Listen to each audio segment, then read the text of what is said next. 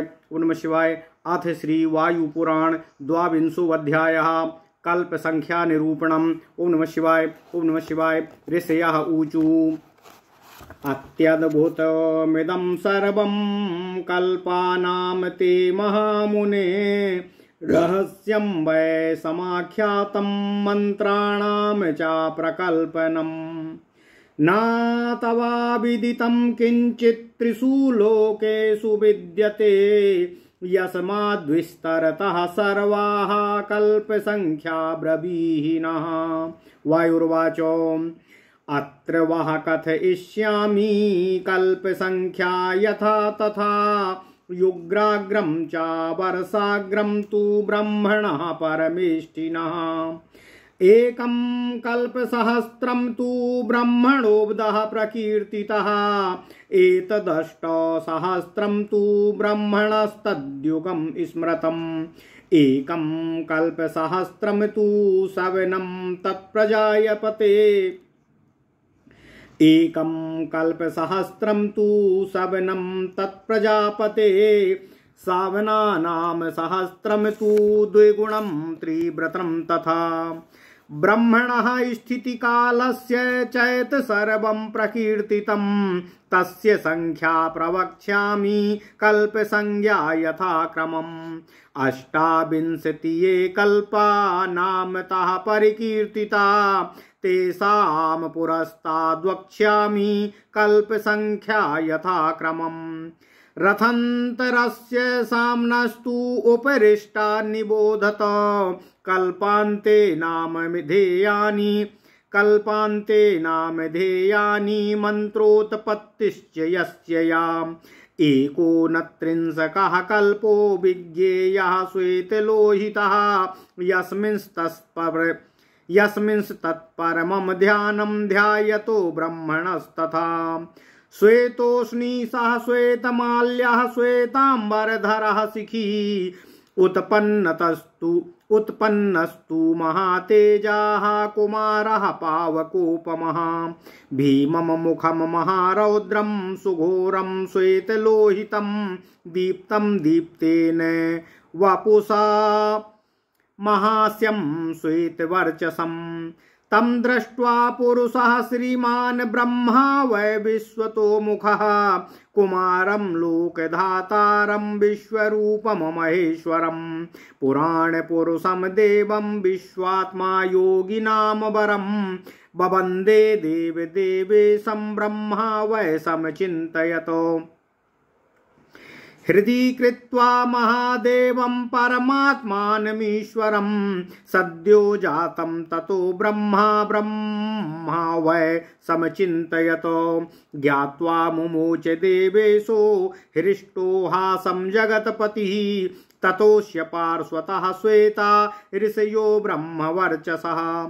प्रादुर्भूता महात्मानः श्वेतमाल्यानुलेपनाः सुनंदो नंदकश्चैव विश्वनंदोऽथ नंदनः।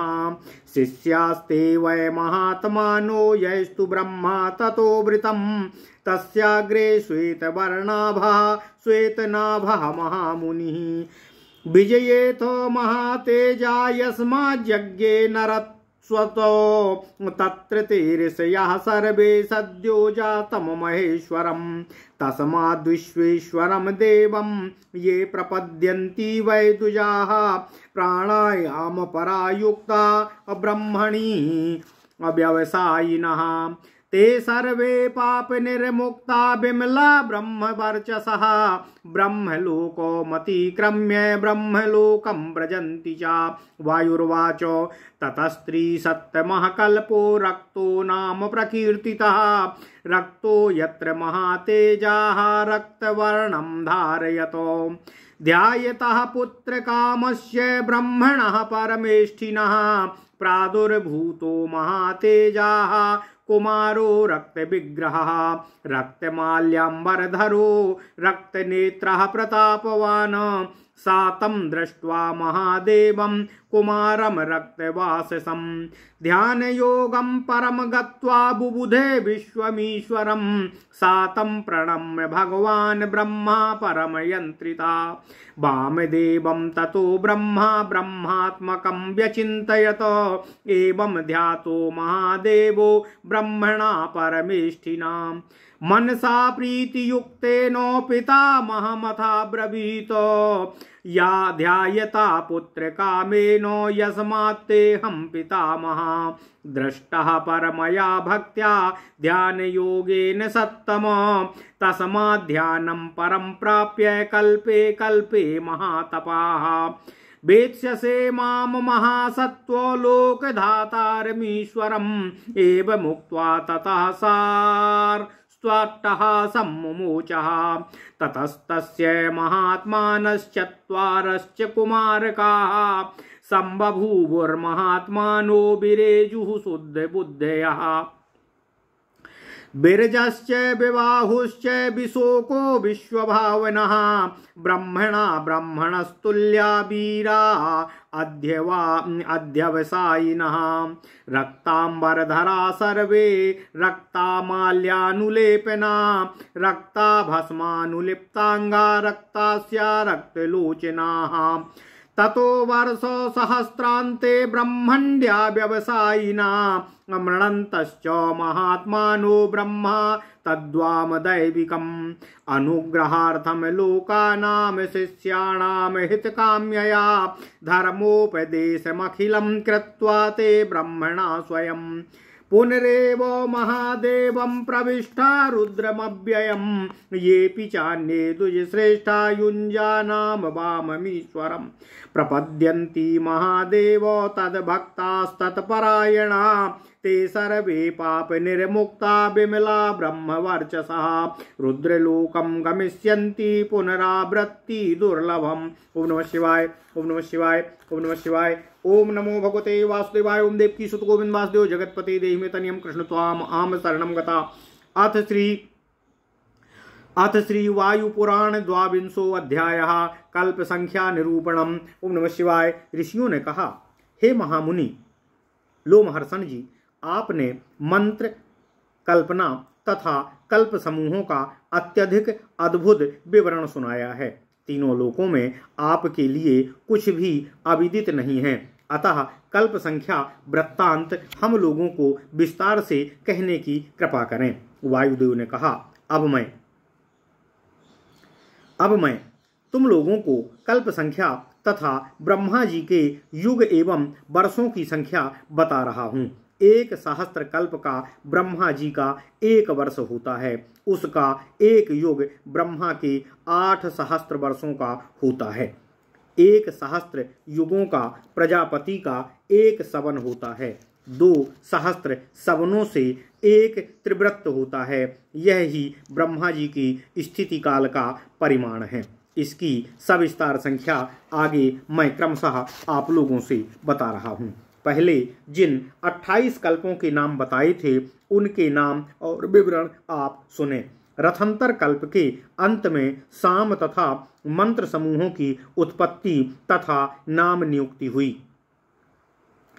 की निरुक्ति हुई। उस वृत्तांत को क्रमानुसार मैं आपसे कह रहा हूँ। 29वें कल्प का नाम श्वेत लोहित कल्प है। इस कल्प में ध्यान परायण ब्रह्मा के अग्नितुल्य तेजस्वी 1 कुमार उत्पन्न हुए। वे श्वेत मुकुट, श्वेत माला तथा श्वेत वस्त्र धारण किए हुए शिखा युक्त और दीप्तिमान थे। श्रीमान विश्वमुख ब्रह्मा ने उन भयंकर स्वरूप वाले अत्यंत उग्र महाघोर श्वेत लोहित वर्ण वाले अपने प्रकाश से प्रकाशित श्वेत वर्चस महामुख कुमार को विश्वरूप लोकधाता महेश्वर समझकर उन पुराण पुरुष विश्वात्मा योगीश्वर देव देवेश की वंदना की। उसके पश्चात उन सद्योजात परमेश्वर का ध्यान करने लगे। ब्रह्मा के मनोभाव को जानकर जब उन जगतपति देवेश श्वेत ने प्रसन्न होकर अट्टहास किया, उससे उनके पार्श्वभाग से श्वेतमाला, श्वेत अंतरांग से युक्त श्वेत वर्ण वाले ब्रह्म तेज संपन्न सनंद नंदक विश्वनंद तथा नंदन नाम वाले 4 महात्मा ऋषिगण उत्पन्न हुए। ये ब्रह्म स्वरूप श्वेत देव के शिष्य हुए तथा ब्रह्मा जी को घेर कर बैठ गए। फिर उनके आगे श्वेत वर्ण वाले महातेजस्वी श्वेत नाम वाले महामुनि उत्पन्न हुए क्षमा कीजिए, जिनसे महातेजस्वी नर ऋषि उत्पन्न हुए। ब्रह्मनिष्ठ योग युक्त प्राणायाम परायण जो द्विजगण उन सद्वैजात विश्वेश्वर देव की शरण में जाते हैं, वे पापहीन विमल तथा ब्रह्म तेजमय होकर ब्रह्मलोक का अतिक्रमण कर उत्तम लोक को प्राप्त होते हैं। वायुदेव जी बोले, उसके पश्चात 30वां कल्प रक्त नाम से प्रसिद्ध है। इस कल्प में महातेजस्वी रक्त ने रक्त वर्ण धारण किया। जब पुत्र की कामना से परमेष्ठी ब्रह्मा अध्ययनरत थे, तब रक्त वर्ण वाले शरीर वाले परम तेजस्वी कुमार का प्रादुर्भाव हुआ। रक्तमाला, रक्त परिधान, रक्त नेत्रों वाले उन प्रतापवान रक्त वस्त्रधारी कुमार को देखकर ध्यानाविष्ट होकर ब्रह्मा ने यह जान लिया कि वे विश्वेश्वर हैं। तब ब्रह्मा ने उन्हें विनय पूर्वक प्रणाम किया। फिर वे उन ब्रह्म स्वरूप वामदेव का ध्यान करने लगे।